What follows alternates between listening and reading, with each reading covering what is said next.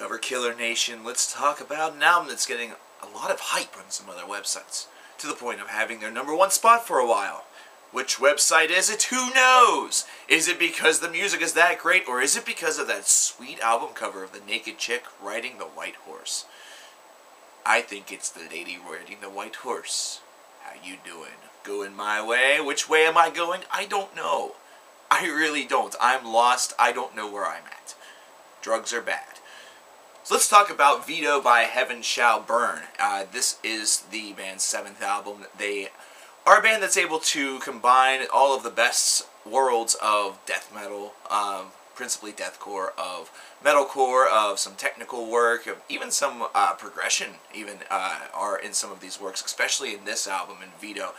Veto definitely has gotten a lot of attention, and this is a band that has been seen by a lot of different people as being a real highlight of the deathcore slash metalcore age, and one that has certainly gotten a fair amount of acclaim and does have a pretty decent fan base. Now, these guys hail from Germany, so we just got finished talking about Teutonic Thrashmaster's Sodom.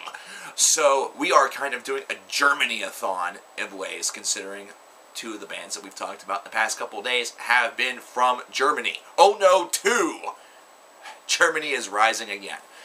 However, let's talk about this album. Let's talk about Veto. It's under 50 minutes in length, so right there off the bat, you know that this is an experience that is going to take you under an hour, which means that there is no real reason that it should decay your attention unless the music is really that bad. And it's not.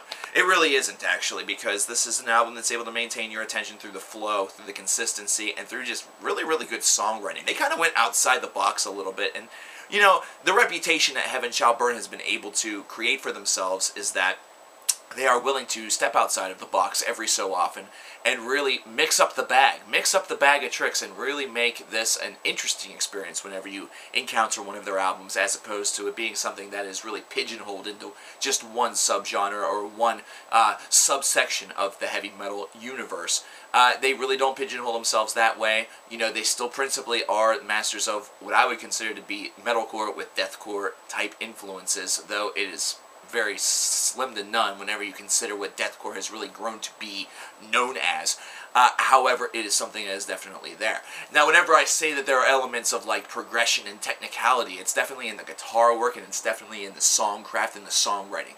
This is where Heaven Shall Burn, especially on this album, shows themselves to be kind of like a cut above the rest for a lot of other bands that are in this department, because they're able to expand their horizons. Take a song such as Valhalla, where we are typically been treated throughout the course of this album to this point, through 6 tracks, to principally growling vocals and just, you know, furious guitars. However, on Valhalla, at one point, it feels like they kind of take a trip into, you know, Viking metal mode, either that or at least folk metal mode. You know, they go with those, you know, very harmonic, clean vocals that are done in like a chorus fashion. You know, you have a little bit more of a riff that resembles what folk and Viking metal is all about. It fits the name of the song perfectly. And it just is something that continues throughout this album. You just see these interesting little twists and turns. 53 Nations is a very, very good song, and it goes right on to Beyond Redemption. Beyond Redemption, whenever you first hear it, you almost hope. You almost sit here as you're listening to it, or standing and thrashing, whatever the hell you're doing, and think to yourself, this song needs to be an instrumental. This song has that feeling, it has that tone, you know, it has that structure, and you almost don't want to see this song get ruined by vocals. It's one of those tracks. It's almost like, imagine the Call of Cthulhu, or, you know, any other of your favorite instrumentals. Imagine if they had vocals. Imagine if, you know, midway through your favorite part of the song, vocals just came through and kind of ruined it for you. Now, I know some of you might say that would actually enhance everything, but let's just assume that they were not exactly the best. You know, you almost don't want to see that happen, because some tracks just have that perfect atmosphere with just the music alone that you almost want to hear the music tell the story and do all the work for you.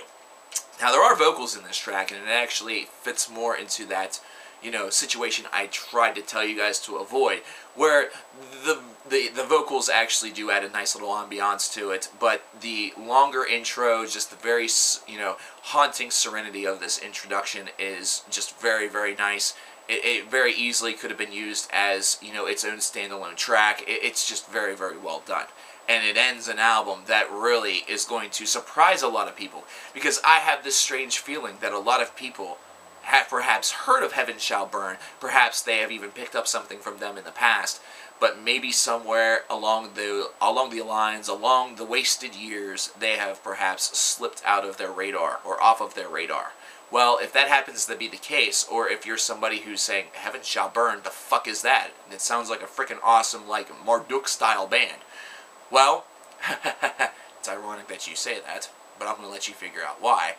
But this is definitely the album to check out and kind of rekindle yourself, reintroduce yourself to the band, or introduce yourself to the band for the very first time. Veto is definitely a strong affair. It's a variety show which definitely has all of the elements of very well-written and well-crafted metal in it. I really enjoyed this, and I think that you guys would as well. 8.5 out of 10. Let me tell you, I haven't talked about Heaven Shall Burn, and so I'm right there with you. I haven't talked about Heaven Shall Burn in a long time, and I remember my last experience not exactly being the best. That's just me working off of memory. I couldn't cite you exactly why, when, or what song it was, or whatever. However, for some strange reason, I just have this twinge of thinking that at one point I thought that Heaven Shall Burn were not that great. Well, I'm glad that I gave this album a chance. I'm glad you guys recommended that I give this album a go, because I really liked what I heard, and I think that you guys will too. Now, this is an album that's coming out on Tuesday, so this is due out here in the States on April the 30th. There's going to be plenty of copies around, so definitely this is one to pick up whenever it comes out this coming Tuesday, April the 30th, 2013. Check out Heaven Shall Burn, and check out that sweet freaking lady on the cover. Lady Godiva, maybe? First track's called Godiva. Coincidence?